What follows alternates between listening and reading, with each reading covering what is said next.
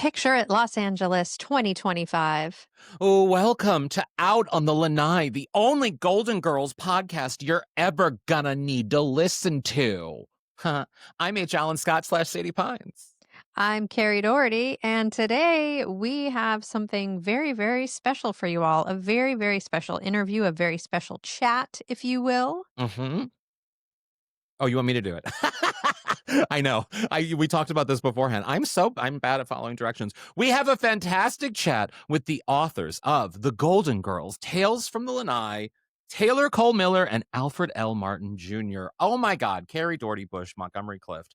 I need to tell you how much I enjoyed this chat. Now, this book it's like an academic approach to both the Golden Girls, but also kind of the fandom and the impact of the Golden Girls. And it's perfectly timed for the 40th anniversary of the Golden Girls. I was blown away by this book. Let me give you a little tidbit. A little sneak peek of sort of part of the conversation that blew me away. You know how we've often talked about the diversity in the audience that watches the Golden Girls? Yes.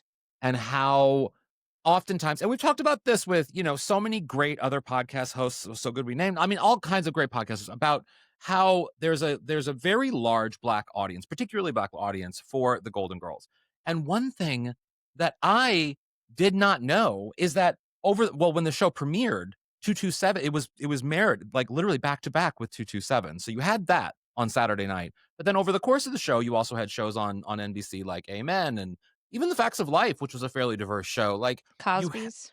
Cosby, that was on a different night. But Saturday night was it was a weird night for comedy television, and it became destination television, which we covered last week with the documentary we watched. But that the show had this sort of placement along the likes of a hit show like 227, which was on a Saturday night. It didn't get, 227 was a hit show, but it wasn't like the biggest hit for NBC. And so they put it on Saturday night. And the fact that audience for 227, primarily a Black audience for 227, was also bookended with this new show called The Golden Girls. And Alfred talks a lot about this in our chat, really explains sort of the roots of where a lot of the diversity in the audience comes from with the Golden Girls. And it's fascinating. I love that. I can't wait. I unfortunately was not available for the chat. Now I can't wait to hear the chat when I listen to this episode when it airs in a couple of days. It was so well. The people listening are going to listen to it in a few seconds, so you guys don't have to wait. It's coming up. Yes. It's coming up. No. It comes out today. I'm excited to listen to it today. Yeah, no, it's very exciting. It's very exciting. I'm so glad that we had this chat. I've been telling people about it all week long, and like I said, it's the perfect chat it's sort of like the perfect additional chat that I had for the 40th anniversary. Which all this past week there has been 40th anniversary things, except for that ABC special that they've talked about. Where is that? What is happening? What is happening? Because what is happening, Hulu? When this comes, we're recording this actually on the 40th anniversary. Like we are today, as of this recording, it is the 40th anniversary. And guess what? There ain't no ABC special. No, I was hoping that by now we'd have something that we could cover, but yeah, I'm very surprised. But they did do a tribute on the Emmys, which aired tonight, also on the 40th anniversary. They did a tribute to the Golden Girls with Reba McEntire and two other country artists. I don't know their names. I'm blanking on their names. They did the song of "Thank You for Being a Friend." Everyone listening who's angry that I don't know the other people's names, it's because I only know Reba. I'm sorry. I stick with the big ones. And did they bring out Cindy Fee? No, they did not. Cindy Fee. I was wondering that. Thinking. Where is Cindy Fee's available? Bring Cindy out. She is our queen. But what I did you? Where is Aaron with his gospel remix? Did you watch the Emmys? No. Okay. No, well, my little Oreo was sick, so we watched Mickey Mouse Funhouse.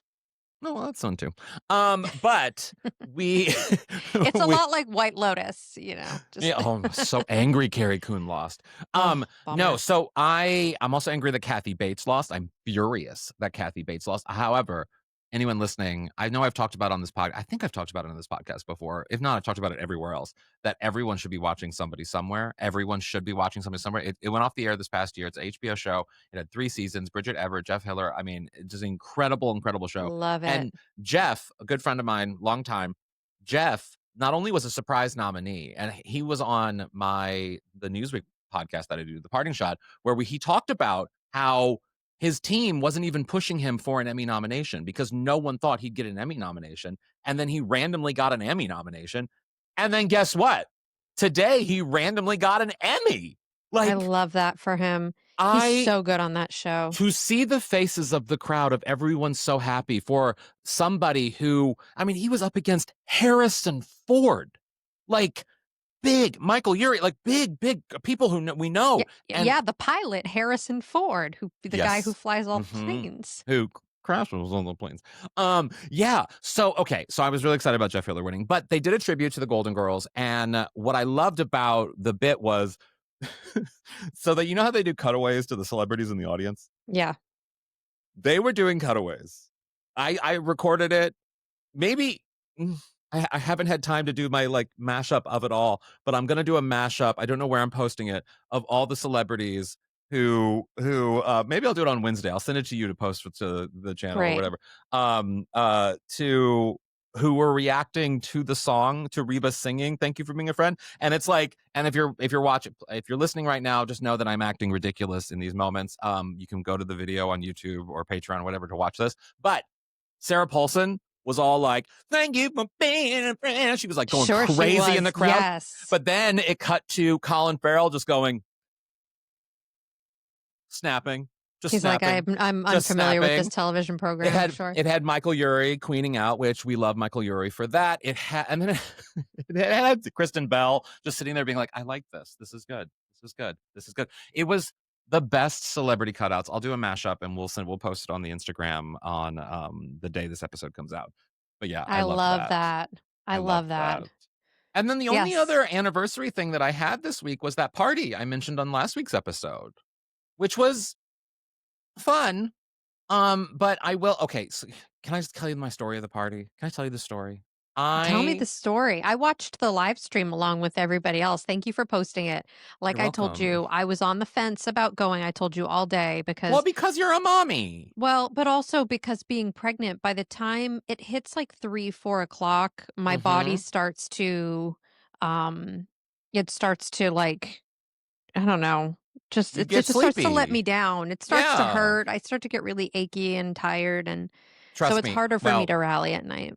let me tell you, you wouldn't have had to stand very long because, the good friend of the pod, Trixie Mattel, was the DJ that night, and we would have had the VIP sitting area. So, like, don't worry, you would have had a seat.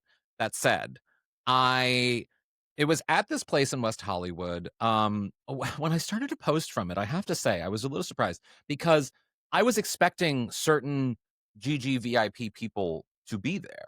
You know what I mean? Because I assumed, I don't check in with all the Golden Girls community of the GGVIPs, the Hollywood, whatever, the people, like the Jim Colucci's, etc. Like, I don't, or Stan even. I knew Stan was in New York, Stan Zimmerman. But like, I don't check in with everyone because I just assume they're going to be there. And then I get there and they're not there. And And by I the way, we want, should mention this was like the official Disney slash Hulu. This was the official Hulu yeah, Golden Girls anniversary party. which we love Hulu. Thank you for hosting and streaming the Golden Girls. Thank you for doing what you do. But I learned very queerly. I did learn very queerly that this party was primarily an influencer party to post about the Golden Girls. Yeah. I gathered that pretty quickly, and no shade on that. That's No. wonderful. I mean, please, we need people talking about the Golden Girls. That said, there were a few people there who didn't really watch the Golden Girls. So I am just saying, I had some conversations, and they didn't know some things that we GGVIPs, people listening right now, would know. So I was a little dismayed by that, but I did love seeing the wonderful drag queens. That Sam Pancake was there. Sophia, Drew Mhm. Droege was there as Rose. Willem, our boss from the Mom Plus lovely network, was there as Blanche, and Scarlet Envy was there as Dorothy. And it was fun. And Trixie, of course, was DJing. And it was lovely to see all of them. It was really fun. It was a cute event, beautifully done. Disney did a fantastic job. You can go to our Instagram to see photos of Elliot and I at the party. But we Yeah, pretty the much little like step and repeat sets and stuff that they it built was for very photos, cute. they were very cute. It was Very very cute. appropriate. Elliot did say something that made me go, "What?" When he took my photo at the step and repeat, he said, Do you have a skinny filter on your camera? You look so thin." And I said, "Elliot, how dare you? How dare you?" Because yes, I do. No, I don't. No, but I was like, "Thank you, thank you, thank you." Thank you, thank you. Thank you, thank you. But yeah, we had a good time. It was a good time. It was a very good time. I want to thank Disney and Hulu or whatever. They're all the same people at this point. I want to thank them for inviting us, of course. And it was a lovely, lovely party. And influencers, please, you are welcomed in the GGVIP community. Just make sure you watch all the episodes. Yeah, join us. Yeah. Come with We are us. good people. We're a little unhinged, but we're good people. We're like barely culty. I Barely. mean, we are pretty culty. We are pretty culty. I mean, when Barely. we're at a party and you meet a Golden Girls person, you become the only people at that party because Mhm. everyone else who tries to talk to you, it becomes we're having a conversation. Could you please give us a second? Yeah. Like it's just that. It's who we are Mhm. as people, and that's fine. That's fine. That's who we are. But yeah, it was a lovely party. So you were missed. You were very much I know. missed. I did enjoy the live stream, but I was at home lying on the couch with my feet up. So Good, good, I will good. rally one of these days. Well, before we get into the chat, I do want to talk about what's going on in the GGVIP Club over at Patreon this week. We're actually going to be doing another live watch along party. This one will be on Sunday, September 28th at 4 p.m. Eastern, 1 p.m. Pacific Standard Time. We'll be putting up the episodes that you can vote on to watch together. If you're in the Patreon, if you've joined recently at the $8 a month, this is our favorite time of the month. We all hang out in a It's the Zoom. most wonderful time of the month. Can't afford Sorry. it. Maybe. I don't know. Is that I think public we domain? can. It's We might probably be able is. to. We could probably afford it anyway. Yeah.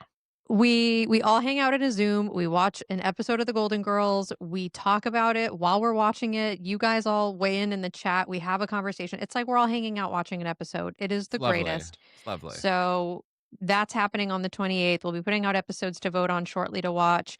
Also in the Rusty Anchor Happy Hour this week, I'm pivoting a little bit from our Rusty Anchor Happy Hour because you thought that tonight Well, you no, and me let were me gonna wait. Let me set it up. Let me set it up. So, okay, guys, we're recording this on Sunday, which we rarely do. We usually record during the week, but I'm flying tomorrow, whatever. You don't need to know where I'm going. And I'm going to San Francisco. And so I woke up, and one of my favorite things to do on a Sunday morning is I sit there with my newspaper. I turn on my morning Sunday political shows or the Golden Girls. I usually go to the Golden Girls after my political shows, and I read the newspaper and I have my coffee. And then as I'm starting to read whatever horrible story that's happening in the world in the New York Times, Carrie Doherty Bush Montgomery Clift texts me. Let me read the exact text, read the actually. exchange Let me read the exact text because it was, and I responded, I think immediately. immediately. Did I not? Yeah, Yes. immediately. Okay, so yeah, I don't know why I'm looking for your text when you're in my like pinned top group. I don't know why I do that. Okay, so you texted me out of nowhere, unprompt, completely out of the blue. Today's the last day of 2 for $25 3-wick candles at Bath and Body! Exclamation point. And I immediately replied, "Oh, thank you. I wanted to order Halloween once." It literally, that's how it started. And so now, what are we doing on Rusty Anchor? Well, we were going to talk about candles because of the deal today. I did buy 4 fall candles I because bought 8. you did. I bought 8 of them. I'm not going to lie. I had 12 in my cart and then I Oh, was like 12. I wanna I know had what you 12. I need to know what you had in your well, we can talk about Well, it I later. can tell you what I bought very Okay, quickly and then I'm going to tell please. you what we're anyway. I bought And here's the thing, I feel like I feel weird buying candles without smelling them.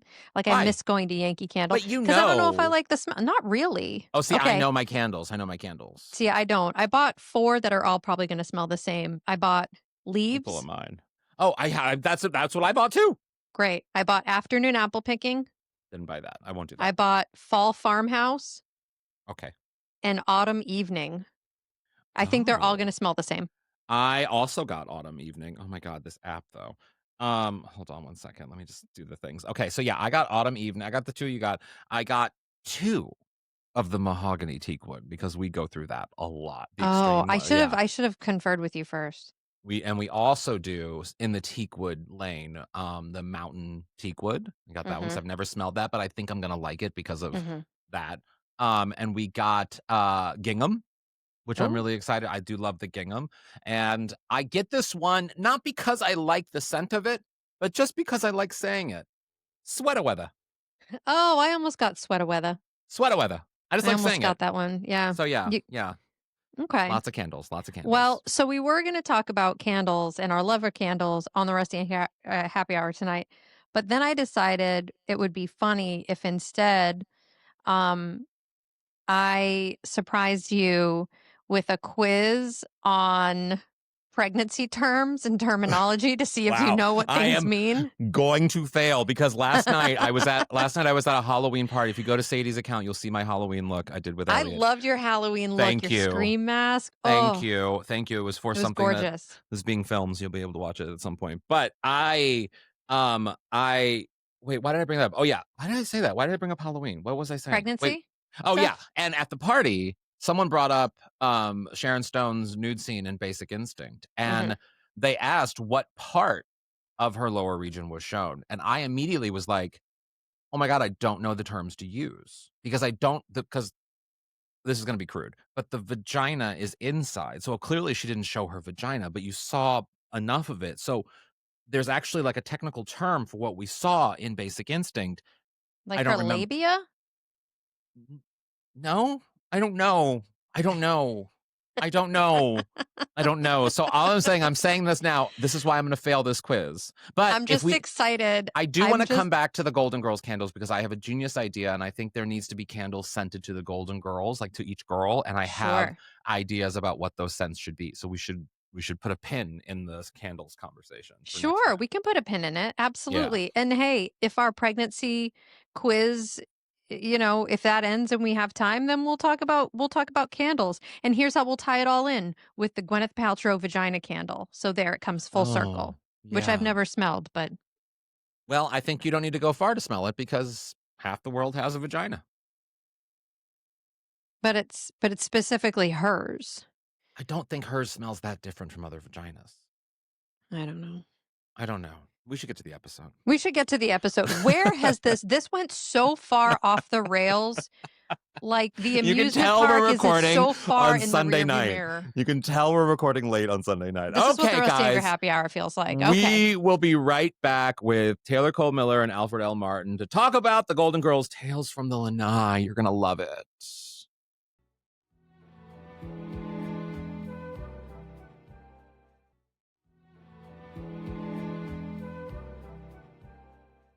Okay, I am so excited to welcome two authors of this fantastic new book, The Golden Girls Tales from the Lanai, to put a voice with the name. I'm going to first say hello to Taylor Cole Miller. Hello, Taylor. Hello, hello. Thank you for having us. And then, of course, the wonderful, the caftan adorned Alfred L. Martin Jr. Hello. Hello. Thank you so much for having us. Okay, if you're not watching this, which you should be watching this, but thousands of you aren't watching it because you're just listening to the podcast, I just want you all to know that Miss Alfred is wearing a Blanche. I mean, you are basically the Blanche Devereaux of the podcast right now in your caftan. Taylor, am I wrong in saying that? I don't think so. Not wrong. I mean, according to my niece, I am Dorothy in the streets and Blanche in the sheets. So, Okay. so The there we niece go. knows. Why does your niece know that? Listen, I don't know, but she bought me a T-shirt that said it. Well, I love that. I love that. A family that shares is the family that cares. Okay, so Indeed. this book is fantastic. Every Golden Girls fan needs it. But I want to start first off, Taylor, I'll ask this to you. How did the book all come about? Because there's a lot of Golden Girls books and things out there. So like, why this book and how did it happen? Well, first I'll just say, if you don't know, that Alfred and I are both professors. We are both in the field of media studies. And we have, since grad school, been talking about how there's not much written in our field about the Golden Girls. There's a lot of shows, or a lot of books about quality shows like Mad Men, The Sopranos, even Buffy. But the Golden Girls has been a staple on television since 1985, and it's never left. And so throughout our grad careers and then into being professors, we've thought, God, we need to write a book. And um, at no time has it been more important to get this book out, not just for our field, but also for fans of the show, than this year, the 40th Yeah. anniversary. Yeah. And also, I Indeed. want to add to that. So, and this is for you, Alfred. So, like, while there are other books out there, fantastic books, I mean, I'm thinking of Jim Colucci's, I'm thinking there are fantastic books out Yes. there about the Golden Girls. But what makes Tales from the Lanai different is that no one has done an academic approach to the Golden Girls with two people who understand the collegeness of it all that is important within the world of the Golden Girls. So, Alfred, what is it about the academic touch that makes this book different? So the thing I think is really fascinating about academics taking on the Golden Girls is that it, on the one hand, as Taylor was talking about, really sort of gives us the serious study of something that is so beloved. And because, as Taylor said, it has not been off the air since 1985, it really does warrant serious study in a way that, while we can learn a lot from studying Mad Men, I think we learn a lot of more about things like the Golden Girls, because in looking at something that is, quote, so old, we can think about not only what it meant in the moment in which it was produced, but also what it continues to mean today, to generations of people who weren't even alive when the show was on the air Mhm. initially. And so what we wanted to do is we wanted to bring that sort of serious study of the Golden Girls, in a, I would argue, in a sort of somewhat breezy way, or at least as breezy as academics can get. But we Yeah. also wanted to marry it with some interviews with the writers and the producers and some of the talent that worked on it, because Taylor and I first initially bonded over the fact that we both love the Golden Girls. So we wanted it to both be a serious study, but also a love letter to the series as well. Yeah. We also thought about Sick and Tired, Oh, and yeah. that scene, because I always waited till the last minute to write my seminar papers, and that scene where Blanche is talking about being a great Southern rider. Right. Like all And the other she's great Southern riders. and she says, I'm gonna write this book. It'll be taught in universities. I mean, and now it will It will be. be. It'll Yes, be it will taught in be. Well, so like, I guess I want to start from the beginning because this is something that I feel like every Golden Girls fan, like people bond over. So for both of you, and I'll start with you, Taylor, where did the love of the Golden Girls start? How did it all begin for you?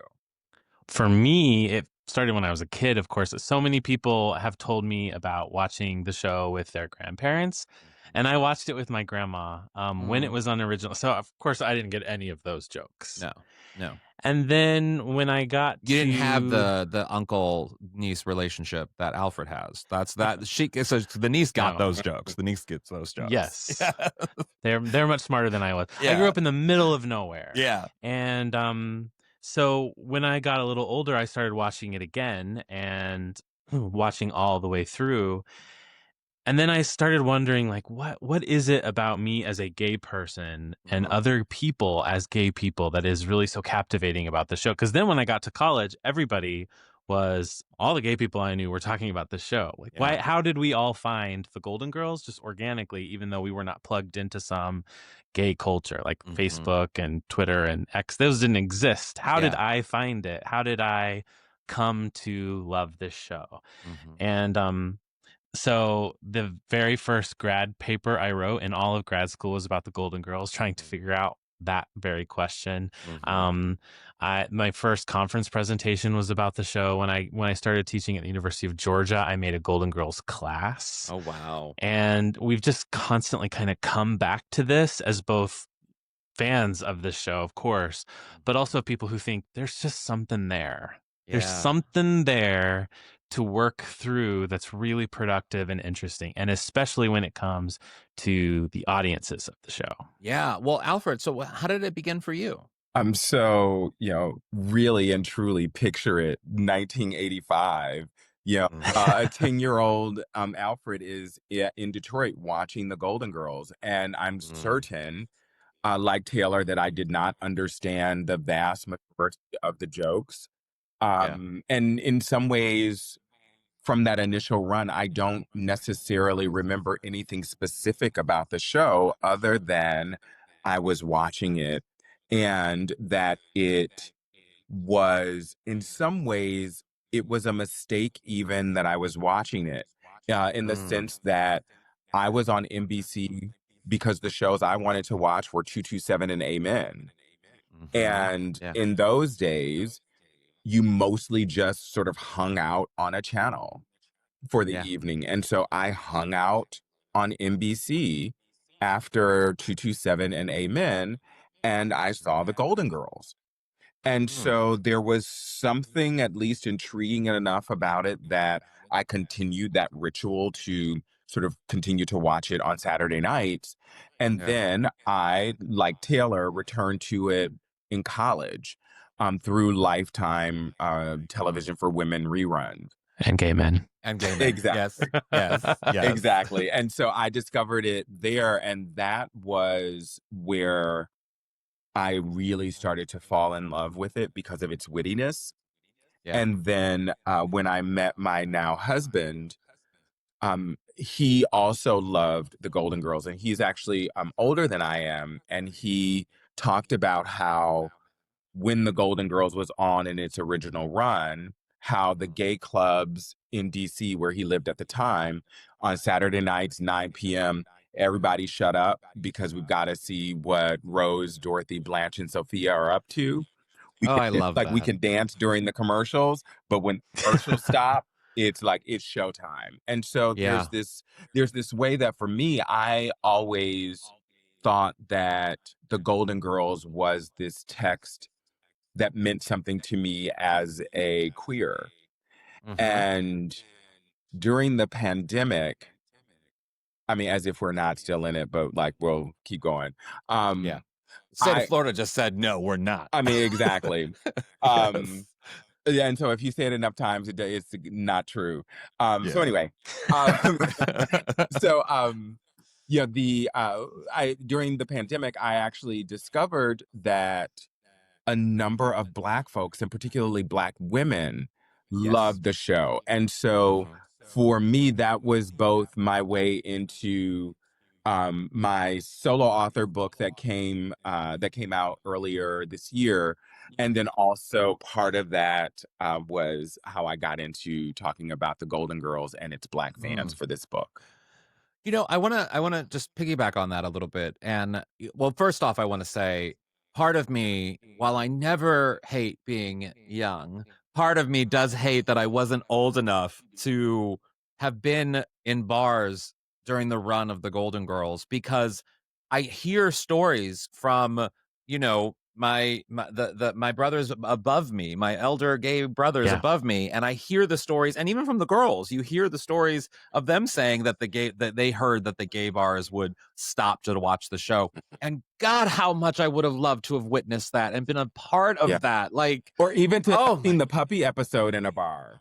yes, Yeah. yes, yes. So, but to the point of the diversity of the audience of the show, one of the things that I remember years ago, and I've talked about this on the podcast before, but Alfred, you illustrated it so wonderfully there, and I want to lean into it a little bit, is that when I did something for TV Land, I forget what, it was some stupid thing, comedy stuff, but it was Golden Girls related, and they had me write stuff, and then we went over the demographics of who watches the Golden Girls on TV Land, and the number one audience was Black women.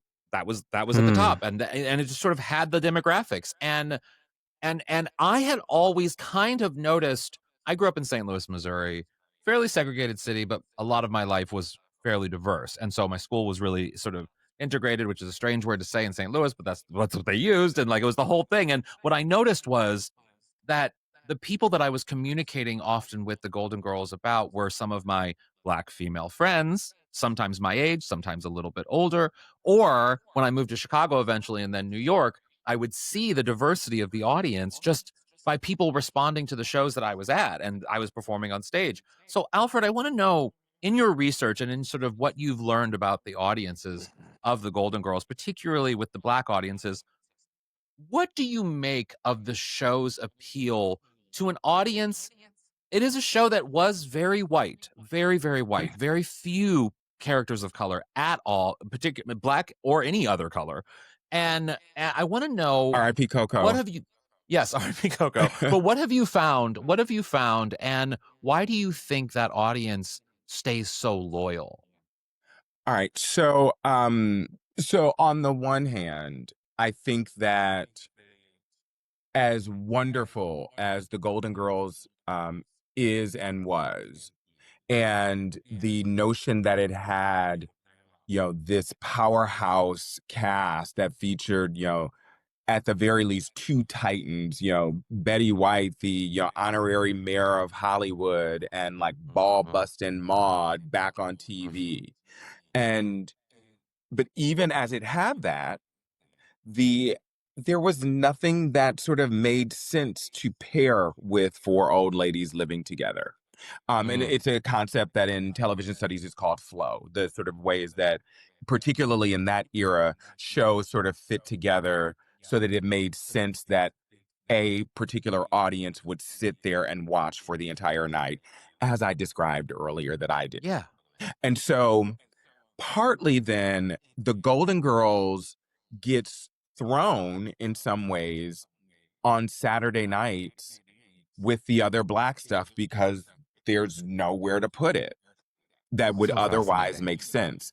And so I think that in its initial run, it was perhaps, to really sort of stretch the hell out of the meaning of the word, it was a kind of queer show in the Yeah, sense that it didn't really fit where it was, but it made do where it was. And so I think it was pulling the black folks who were watching 227 and Amen, but it was pulling women because it was like, women in friendship. And it was sort mhm, of pulling the queers because there was something that felt kind of queer about shoulder pads and like, B. Arthur and like, and so it just felt like we should be there.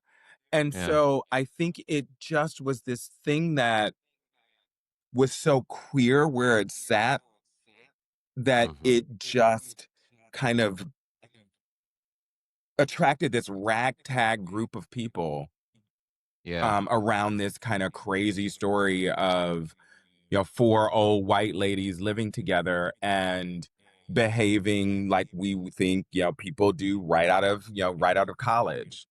yeah, And that's yeah. so refreshing about that. And Taylor, this is for you. One of the things, I recently did an interview with Greg Daniels, creator of The Office and, others, the new paper show and all that. And we were talking about how oftentimes television shows, particularly sitcoms, it's the era that makes the show less than necessarily the show. The show popularity, sure, but there's something about the era that a show starts in and is a part of that I think says something and about why the show is successful. And so the Golden Girls premiered. Reagan had just been reelected. The country was fairly Republican at that point, although the House was blue in some ways. And so, like, there was a conservativeness that was happening, and there was a backlash to sort of, and also the rise of HIV/AIDS at that time. There was a lot going on in the mid '80s. So I want to Yes. know from you, like, what was it about the era of the Golden Girls that you think maybe made it so popular? Well, I think you described the politics of America beautifully, but those are also reflected in the politics of television at the time. Mm, A lot, if you think about the 70s and Maude, The Jeffersons, All in the Family, etc., there are a lot of shows that are very progressive and very liberal and trying to push the envelope. When Reagan's first elected, we kind of swing the other direction. yeah. And when they were casting the Golden Girls, as Jim Colucci talks about in his wonderful book, they didn't really want B. Arthur. They were like, Mhm. she's too much of a ball buster. People aren't going to like her. We don't want to put her on. And then they tried to audition Elaine Stritch, and she fucked it up. Am I allowed to say that? Yes, of course. She did. So can she, you. yes, she fucked it up. And so eventually they did decide to go with B. Arthur. But in my chapter in the book, I talk about when they were trying to syndicate the show, like to get it to go back into reruns. Yeah. The one thing they were struggling with is that who picks up who picks up reruns? All these little straight male station managers in the middle of nowhere in the United States. They needed to sell them on the show. And they were all terrified. Disney was terrified that nobody would want to buy a show with B. Arthur. Again, it happened again. Even though the show was extremely successful, they were like, oh, damn, no one's going to want to buy this show. Yeah. So they commissioned 500 pages of research to give to all of these station managers saying, this show will succeed on your station, despite you thinking that there's a B. Arthur-shaped problem in it. And so the Golden Girls, it's successful now. It's a phenomenon now, but it was also a phenomenon then because it's emerging at this moment when television is really kind of conservative, and everyone is betting against the show over and over and over again because of B. Arthur in part. And yet the show becomes very successful. Its first year in syndication, it beat Cosby. So that was an unheard of achievement. And people were stunned again and again and again. And so I think that is what really makes the show rise, is that it continuously came against those things. And I think it happened again in the 2020s when people were going for the show for comfort, going back for the laughs and the comedies. Unfortunately, all the issues that it tackles, unfortunately, they tend to still be relevant. Yeah. Older people still face economic insecurity. Women still face medical gaslighting. Older women still, or older people in general, still face obstacles to healthcare. Women are still sexually harassed. And so people ask, why does the Golden Girls age so well? And it's because like the issues that it was really talking about in the 80s, unlike other shows, are still issues today. Yeah. So it emerges in this moment, but it also continues its relevancy because it was really prescient in its moment. Yeah. So, okay, I want to say to the listeners or viewers right now that, like, these are the kind of things is why, like, what we're talking about is why you need to buy the book, because these are the things that are talked about in the book. And so this is why I wanted these two beautiful people to be on the podcast, so that I could illustrate to you why the book is good in this way. And you can have these kind of different kind of conversations about academically why the Golden Girls is relevant even today. So on that note, I'm going to take a break and we'll come right back to talk a little bit more about why the Golden Girls remain so relevant. So we'll be right back.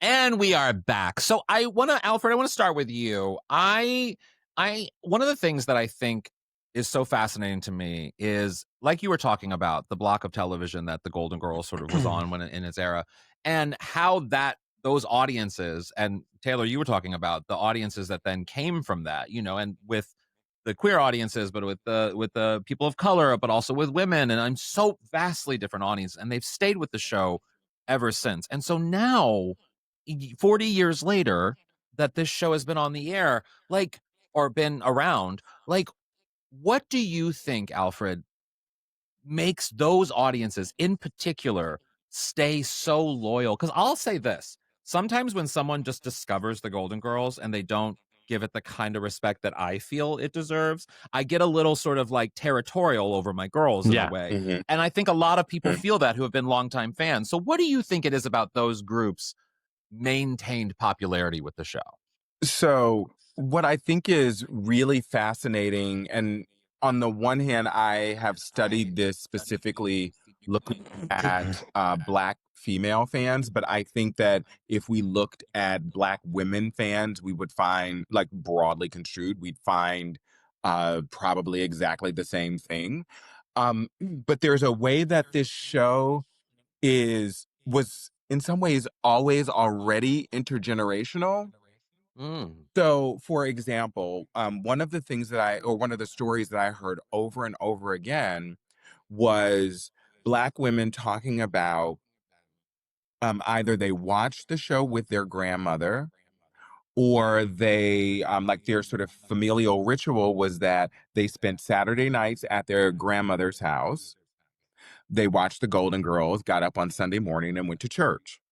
And so there's this way that the show, of course, depicted an intergenerational mother-daughter relationship, but it also seemed that in its reception, at least among Black women, it was also that. And so then there's a way I think that chain continues to sort of go, such that these sort of younger Black women are talking about they're watching it with their daughters. And so it's kind of like it continues to recycle.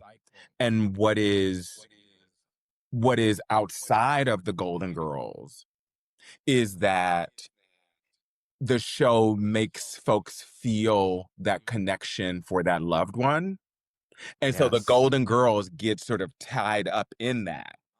Yeah. And so that's how that chain keeps sort of reinforcing itself. Yeah, no, that's so true. I think about it with a brand like Disney, for example, and I just did an interview with AJ of the book Disney Adults, and how oftentimes because of the sentimental value of how you viewed the thing that this either in that case company made, Mhm. there's a nostalgic familial love that's there that it's just a connection to something with that you find, in your own family, Yeah. which I think is so powerful in the Golden Girls. And I think it's also powerful too amongst people, the fan base of the Golden Girls. When you meet a Golden Girls fan at a party, that is the person you are talking to. There is nobody else at that party. So listen, I have a story in my other book, Fandom for Us by Us, that there's a Golden Girls fan who says on her first date, her now husband made fun of her for liking the Golden Girls, and she's like, "Yeah, and you corrected it real fast because otherwise they too wouldn't have." And so, and so that is very much how it's like we are judging folks. It's like if you meet somebody who's like, "Oh, like I saw the Golden Girls, it wasn't funny." You're like, "So like I don't trust you and your Yeah. taste about anything." No. If Yeah. people are dismissed, to me, it's like when someone says they don't vote. Those are the two things. If you can't appreciate, you don't have to watch the Golden Girls. You Right. don't. But you have to appreciate the impact that the Golden Girls had and understand the impact the Golden Girls had, and you have to vote. Those are the Yeah. two parameters for being in my life. And I don't think that's a bad thing. I don't think that's a No. bad litmus test. Do you Okay. guys? No. No. And you know what? And listen, I am going to go on the record and say that the Golden Girls, I would argue, is as important to 1980s sitcoms as the Cosby Show. Oh, 1000%. 1000%. And I'm going to add on to that. And Taylor, I want to ask you a question. Like, I would argue, and this actually spills into a little bit of the question I had for you, Taylor. We before the Cosby Show, we had never seen an affluent Black family on television in that way, ever, ever, and it was not Well, at least something not that network TV. exactly. Yeah. Yes. Oh, yes. Not network Yeah. television at all. And but not even just not at network television, because I do feel like the power of the familiarity that we had with Bill Cosby at that time, the popularity of Bill Cosby at the time, He was also the enhanced. Jello pudding pops guy. Exactly. But even before that, I mean, in the 70s with stand up and I mean, Fat Albert and the Cosby Kids. there was just a connection to Bill Cosby, and it became, and that's what helped. And also it just was strange to see it on television. We had never seen that on television before, and it allowed people to see something different. And just like the Golden Girls, similarly, we had never seen a show about a non-nuclear family of people sort of coming together. Yes, there was Kate and Allie. Yes, there were other shows that Facts of showed Life. Yeah. Facts of Life. There were other shows that showed sort of different types of families, but not in the way Yeah. that each one was autonomous, but yet they also needed each other. Mhm. And Yeah. Mhm. I do think in that moment, particularly when so many, and this was the gay element of it, so many gay men were dying in the 1980s, that families were coming together, and we needed a representation of a family that wasn't traditional, that wasn't normal. And I think in that era, because of HIV/AIDS, I think that had a huge impact on the impact that the Golden Girls had. And I want to know, Taylor, if maybe you can speak a little bit to that. Well, I just want to, if you don't mind, I want to tell you a little thing about Cosby. Please. And that is that I have a Golden Girls class that I teach here, and it's mostly about 80s television. What college? So I don't think we said where you. The University where of you teach. Wisconsin La Crosse. I Yes, started it at UGA, which is how I met Monty Markham because he was an alumnus. But here, at the end of the semester, my students do a collaborative group project where they have to go and pick a television show and do a podcast on it. And they were told the original assignment was go and find an obscure 80s show. So like I would have Manimal. loved that. I would have loved Manimal would be a good example of that, which is Yeah. about a professor who changes into various different animals to fight crime. Or Like, he has the magic power. Or he's the mayor. Yes. Wow. Small Wonder. Oh, I love Small Wonder. Oh my God. One of my students group picked The Cosby Show. And at first I was like, oh, they just don't know about the 80s. And I was like, wait, no, I just taught them a whole class about the 80s. The reason that they picked The Cosby Show is because of everything that happened.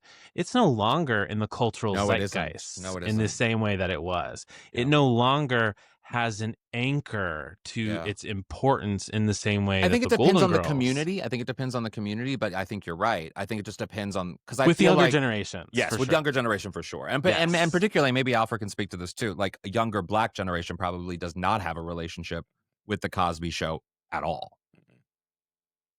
So there's that. And the other thing I would say is I think that it, just to add on to what Al was talking about a second ago, it continues to enjoy popularity with its baked-in fans because of social media. And I'm not here to defend social media really, but because of social media, now we can all tap into our imagined communities and think about the Golden Girls through them. So I can get on the Lanai, the Facebook page that's run by a gay guy with a whole bunch of gay people in it. And I can watch the show through their lens, the memes that they are sharing, the kind of raunchy jokes they're doing. He has only one rule, which is you can't report anybody, which I love because everyone just gets on and they post their Charlie Milburn jokes. Yeah. And then I can go on to another page, which is I'm cuter than an intrauterine, which I think is run. Page. Yes. And I think it's run in a little bit more of a conservative, but, tends to be more women oriented. I think they're thinking about the characters as women as opposed to like gay men. And it's like, it's fun to be able to watch the show through the different filters of social media that when I watched it originally, I was maybe talking to one or two gay people in my life, but now I can turn on reruns on Hallmark Channel or TV Land, and I can watch the show and then get online and start chatting with people in all of these groups. And in my chapter, I talk about Golden Girls fans hating Hallmark. Oh, yeah. Because every October, Golden Girls fans have ritualized watching the show at night. Furious, Taylor. I know exactly because they take it off the air for the Christmas shit. Yes. Yeah. Every October it goes away. But what's really fun is that these Golden Girls fans who are totally ritualized will still go and they will watch the movies and they will hate tweet them. It's like, don't want to fucking watch this, but it's my Golden Girls hour and I gotta watch this and I want to talk to someone about how terrible it is. And it's great. So that section is called Thank You for Hating Hallmark. And Hallmark gave us the ornaments, I think, to kind of make up for, I mean, yeah, true. I'll say this. I'm furious with you, Hallmark, but if you want to sponsor the podcast, that's fine. I'll get over it real quick. No, but I do think you speak to something really interesting in that the social capacity of the conversation. I mean, I found it in my early days of performing and being, and like, my best friend in the world, Ellie Glazer, we bonded over our love of the Golden Girls, how we became friends. And then of course we created a comedy career together. But like, there is this element of the social element of the Golden Girls and the social media element of the Golden Girls, right down to from this podcast. When we started this podcast, I mean, there was no other Golden Girls podcast out there. We were this little niche sort of world in which we were just trying to be the conduit of a conversation around the Golden Girls in the podcast space. And we're really proud of that community and the people that, I mean, so many wonderful 10 years ago, right? 10 years ago, yeah. And so 10 many years. Wonderful, beautiful friends have been made. And what I love about, even when we do the live shows or go to Golden Con and we meet people and we see people, we always say, we're just facilitating a conversation.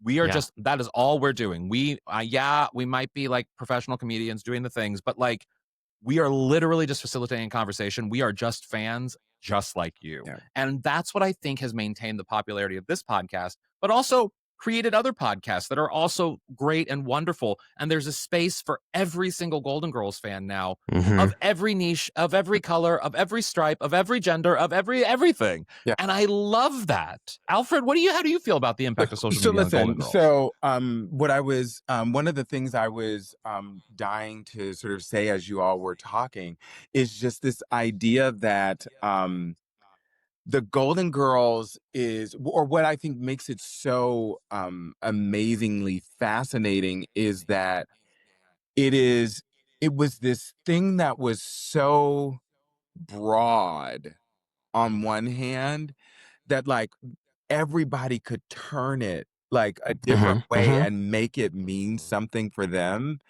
And like that's what I find really fascinating about the show. And I could not understand or wrap my head around initially like Black people still loving the Golden Girls in this moment. And so I went to Jet Magazine's archive because I was like, did the show ever like advertise in Jet? Or like I was like, I need to know. I need to understand what this thing is.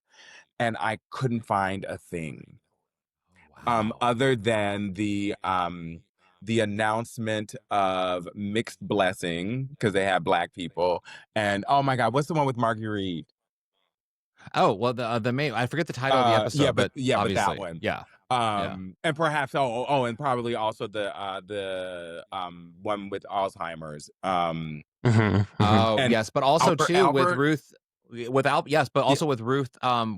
She was the mistress, Big Daddy's mistress. Mammy Dearest, I think is the name. Yes, yeah, Mammy Dearest, exactly. Music box. Yeah. So this is all to say is that I sort of I went sort of searching for like the reason that Black people would like this show.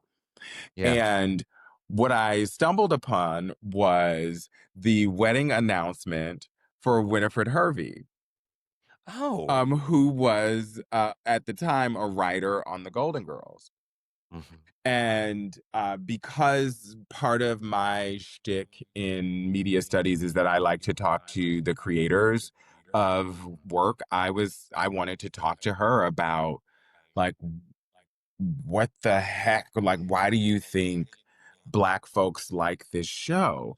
And one of the things that she said she said that she thinks that because when she was in the writer's room, she wrote most for Dorothy. So in some ways, like Dorothy kind of felt like a Black voice, if you will. And that's, and in my work, when I was asking people who is their favorite Golden Girl, most people would be like, yeah, it's Dorothy. It's Dorothy. Yeah. It's Dorothy. And I think, I mean, on one hand, like, yeah, but also, because I mean, Dorothy is really fantastic. And I'm going to take a quick detour because the thing I love most about Dorothy is that they spent 7 years talking about how Dorothy is the ugly one.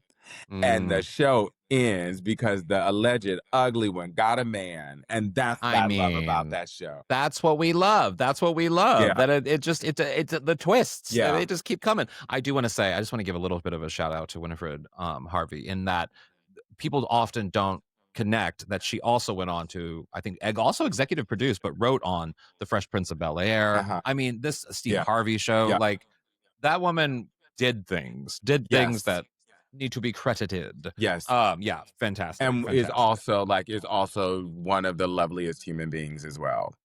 Yeah. We need to get her on the podcast. I think we tried once and then it just didn't happen. But we need to get her on the podcast. Maybe you guys can help us. Yes, we can. Yes. We can certainly try. Yeah. Well, I want to wrap things up on something that I think is fantastic about the book is all of the people you interviewed, all of the conversations that you had with Winifred, but with so many people. So like, Taylor, what is it about some of the conversations you had in the book that make it that much special? Well, thinking of this as kind of a book that students would use, we wanted to do these interviews because we wanted them to have primary sources. First off, things they can actually turn to in order to, if they wanted to write something about the Golden Girls, they could write their own thing with primary sources.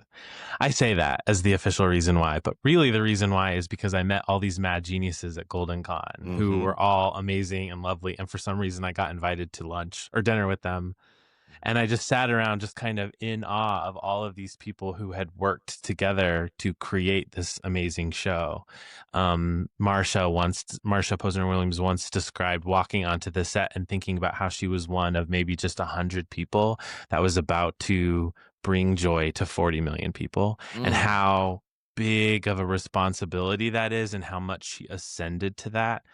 And so when we were thinking about doing this book, and we were wanting to create something that is a crossover, so it's not just an academic book, but it's something that serious fans, good serious viewers of the show who love the show and want to know more will really like.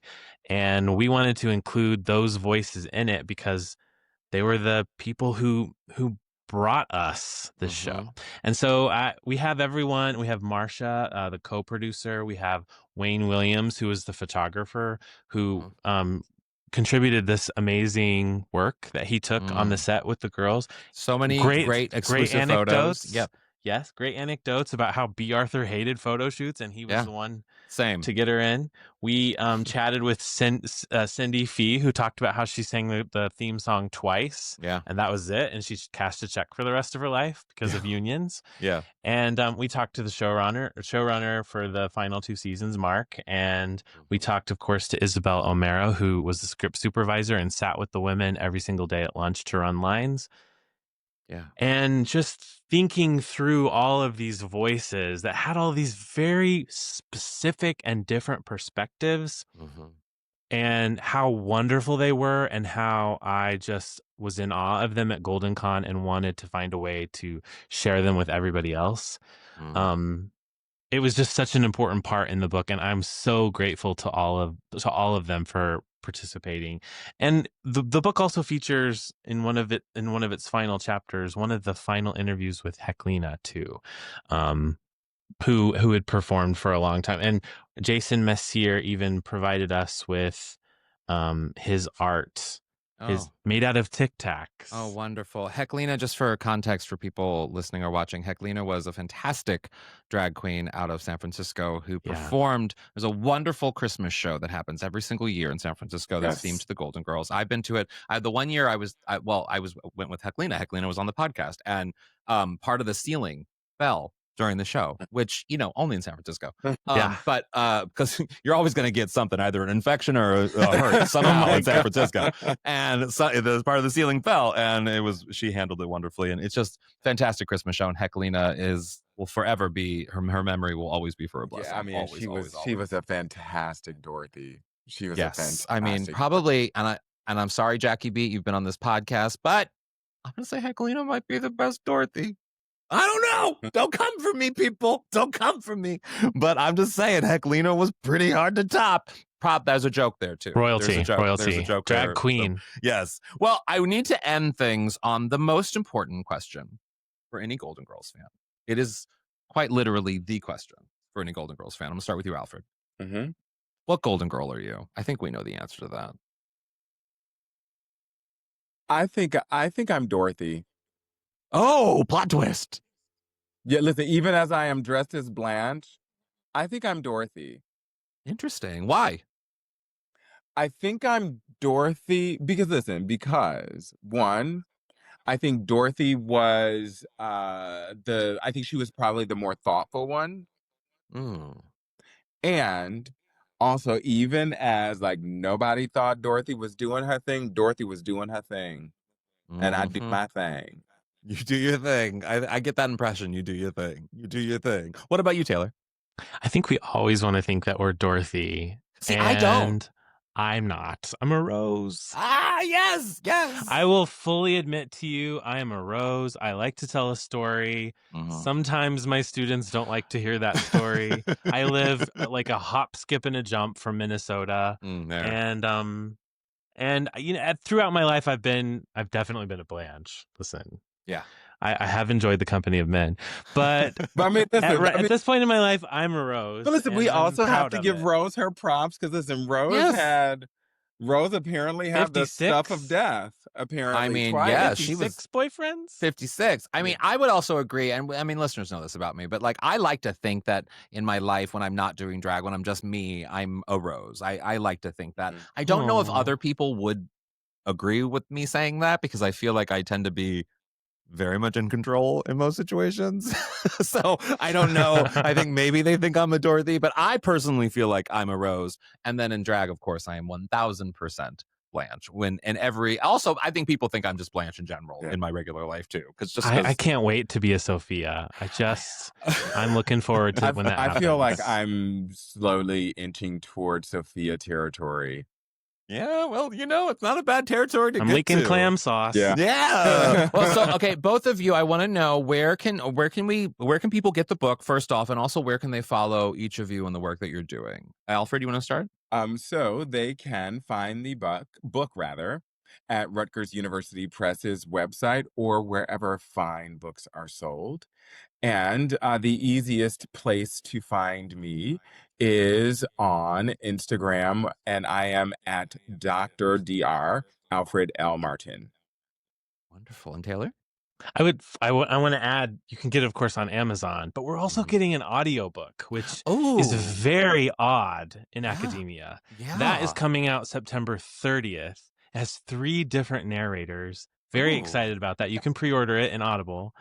And I am a TikToker primarily. I love Okay. TikTok, and you can Of- find me at TV Doc. Wonderful. And yes, Yes. I just want to say as the 40th endorsement of this book during this podcast that if you are a Golden Girls fan and you want some intellectual academic context to your experience while watching the Golden Girls, I implore you to go get the Golden Girls Tales from the Lanai. It's fantastic. And Taylor's holding up the copy, Alfred's holding up their copy. My copy is with someone else, so I can't hold up my copy. But think you should go. I spread the love. I have to spread the love. But you should go. You should go get the book. And thank you both so much for doing the podcast. Oh, I thank really you so much for appreciate it. having us.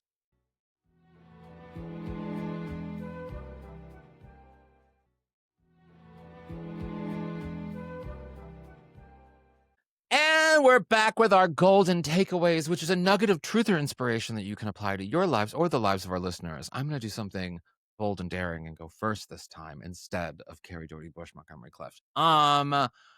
My golden takeaway from this episode is I love that there are academics in this world conducting courses on the Golden Girls. And I think we need more academic professor people things like Taylor Cole Miller and Alfred L. Martin Jr. out there in the world, keeping the conversation and the impact and the unique impact that the Golden Girls had, not only on television, but on our cultural conversation about women, about older women, about sex and getting older, about so many different things, about race, about so many different things.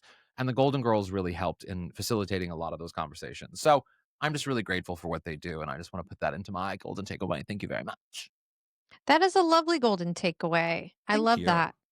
I think my golden takeaway is I want to remind everybody that just when it comes to tackling the Golden Girls from an academic perspective, Enough Wicker is a Enough Golden Girls Wicker. podcast, of course. And Yes. we've had the girls on before. We've done each other's podcasts. But They wrapped up the podcast, but there's archive of it you can listen there's to. archives. So if you listen to this conversation and you're like, ooh, I really want to read this book, I want more of the Although- Golden Girls from an academic perspective, listen to Enough Wicker. I'm pretty sure they stopped making new episodes, but I could be wrong on that. So please, if I am wrong, don't yell at me. And if I am wrong, please go listen immediately. Yes.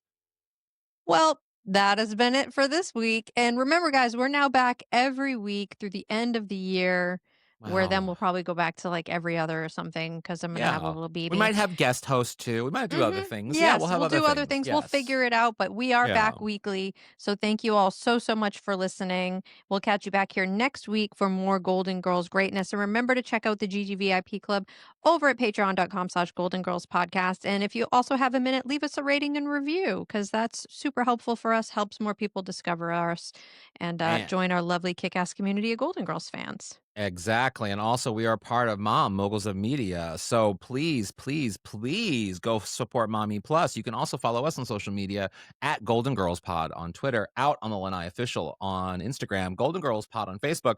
And I am H. Allen Scott / Sadie Pines on everything. I fear like Carrie is going to be like, oh my God, I already did my part early in this moment because you already did the plug. Yeah, You no, moved. I did.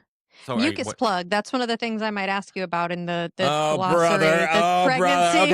Okay. And remember, As always, stay stay golden. golden. Mucus plug. Out on the Lanai is not endorsed by Whit Thomas Harris Productions, Touchstone Television, Disney, or any of its subsidiaries. It is intended for entertainment and informational purposes only. All names, pictures, audio, and video clips of the Golden Girls are registered trademarks and/or copyrights of their respective trademark and/or copyright holders.